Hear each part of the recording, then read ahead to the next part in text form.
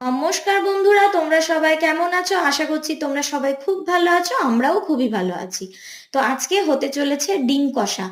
তো চলো ঝটপট রেসিপিটি তোমাদের সাথে শেয়ার করি। তো প্রথমেই তোমার ডিমটাকে সেদ্ধ করে নেবে। তারপর সেদ্ধ হয়ে গেলে খোসাগুলোকে ছাড়িয়ে তাতে তোমার নুন আর হলুদ মাখিয়ে নেবে।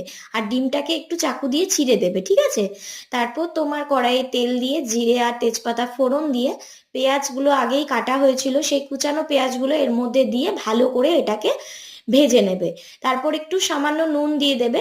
তারপর এটা ভালো করে তোমার ভেজে নিতে হবে পেঁয়াজগুলোকে।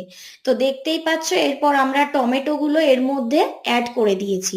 তারপর তোমার এখানে জিরে আর শুকনো লঙ্কা বেটে সেটাকে এর মধ্যে অ্যাড করে দিয়েছি, আর টমেটো পেস্টও এর মধ্যে দেওয়া আছে। এরপর ডিমগুলো অ্যাড করে দিয়েছি। তো আমার ভিডিওটা তোমাদের কেমন লাগলো সবাই কমেন্টের মাধ্যমে জানিও। দেখা হচ্ছে পরের ভিডিওতে।